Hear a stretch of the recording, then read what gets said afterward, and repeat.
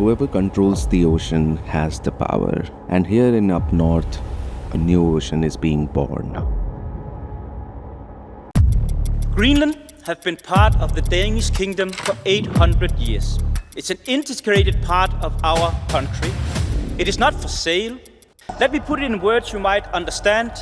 Mr. Trump, f*** off. This island has always been frozen, and that's why it has always been isolated away from powerful navies.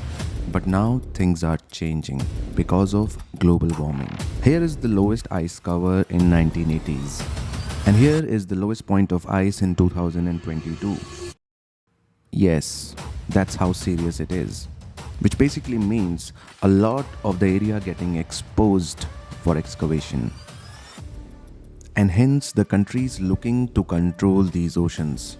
Increasing tensions. Looming war in the Arctic is a massive military buildup. What happens in the Arctic Circle could have far-reaching implications for us all. When President Trump reiterated his desire to acquire the island. Well, we need Greenland for national security purposes. I've been told that for a long time, long before I even ran. I mean, people have been talking about it for a long time. That who understand present need to go back into the past. So they consider both the presence of US and the political control of Denmark on Greenland as a kind of colonialism on them. As in his statement, he said, Greenland is for Greenlanders.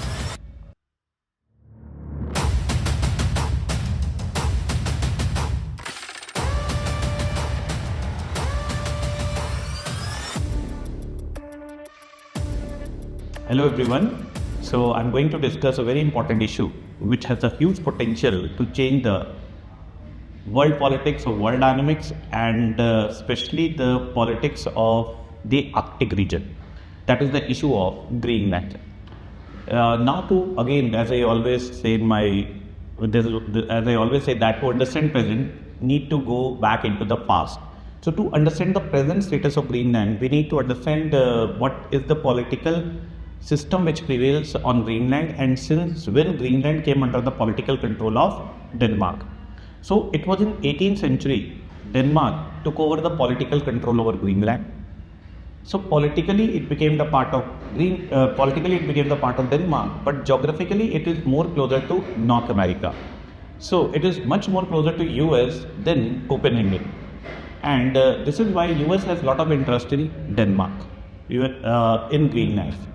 Now, if we see the location of Greenland, this makes US too much interested in this particular island.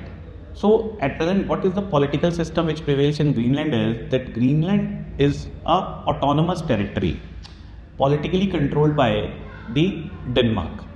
Autonomous, when we are saying, means it holds more powers within the political system of Denmark to govern the domestic affairs. So the Parliament of Denmark controls the foreign affairs and the military affairs of Greenland, and the Parliament of Greenland, they take care of issues like taxation and other domestic issues. So it enjoys more autonomy within the Danish political system.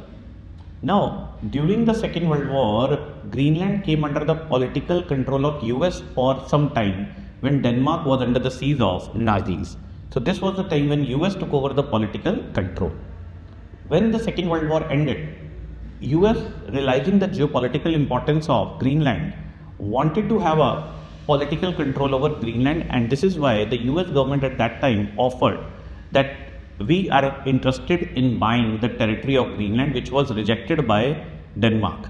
And since then, Greenland is under the control of Denmark, but US was still running an air base on the territory of Greenland, considering its geopolitical importance. Now suddenly this issue has again come into prominence because in his New Year address, the Prime Minister of Greenland has said that it's time to end the shackles of colonialism. So they consider both the presence of US and the political control of Denmark on Greenland as a kind of colonialism on them. As in his statement, he said, Greenland is for Greenlanders. So in this context, this issue has come into prominence, and this issue can escalate a lot of tensions, and it is already generating a lot of heat in world politics. Now, I hope you are able to get the background of the issue. Now, during his first term, it was Donald Trump who again floated the idea of buying Greenland, and he said that US is very much interested in buying Greenland from Denmark. And very recently, in one of his media interaction, he said that US will for sure going to have a political control over Greenland, and it's a absolute necessity. And he's trying to create this narrative that the control over Greenland is must for the national security of US. And for sure, this time US will try to use all measures, be it economic diplomacy or the military diplomacy, to buy or annex Greenland.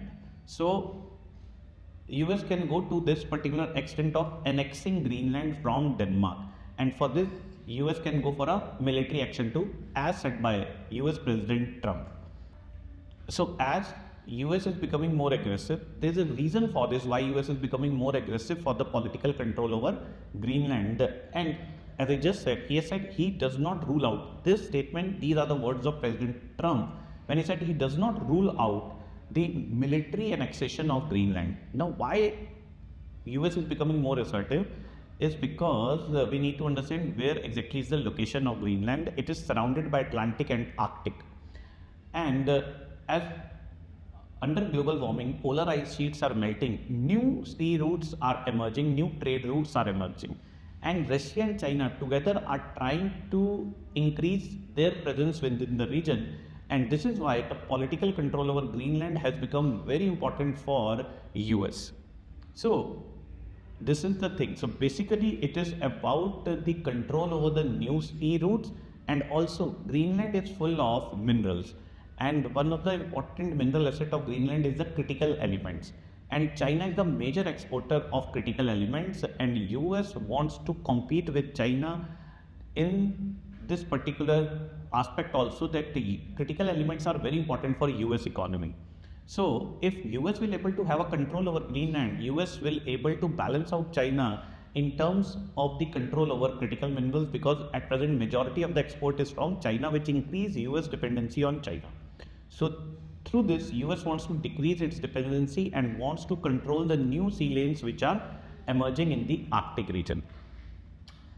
Now, the another aspect which I want to tell you is this, that in general, whenever we think about the world politics, we have always focused on the politics over continents, and some of this aspect has been missed, that politics has always hovered around the oceans too.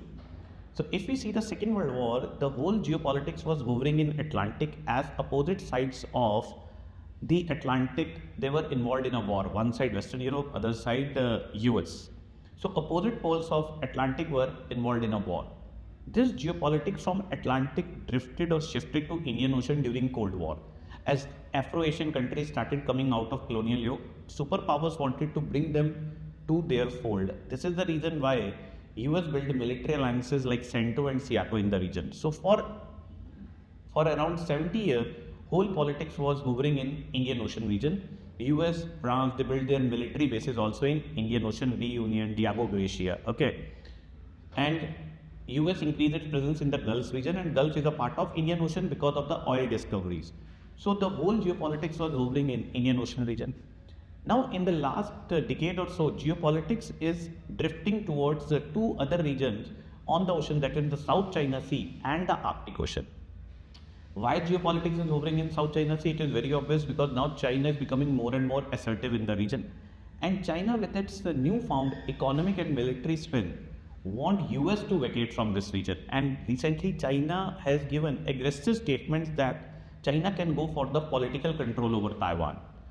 And US can't afford to see Taiwan politically going in the hands of the China, because through this China will be able to change the world economic order. So one thing, whole politics is hovering in South China Sea, and other politics is hovering in Arctic Ocean. As I said, polar ice sheets are melting, new trade routes are emerging, and with the new technology it is possible to extract methane hydrates from beneath Arctic.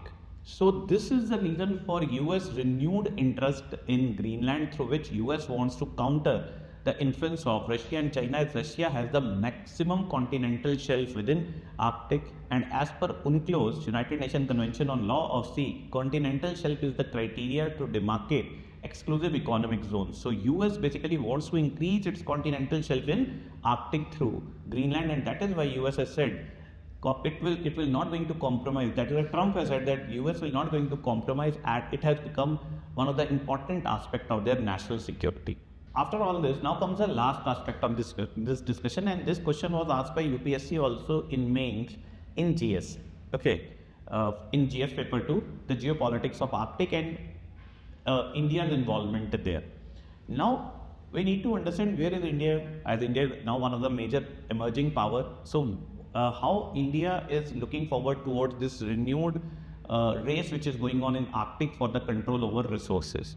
Now India does not have a geographical reach in Arctic, but we have a long history of doing research in Antarctic, and considering the kind of experience we have of doing research in Antarctic, India was given the observer status in Arctic Council, and we have our research laboratories in the Svalbard region of Norway. And India is a country who has a consistency on its stand over Arctic, Antarctic and space. According to India, these are non-acumen regions, not fit for living, so non-acumen, and thus these regions should not be colonized. So India has a very clear stand that there should not be race for extraction of resources. These regions should only be used for the betterment of humanity, and these regions should be considered as the repository of mankind.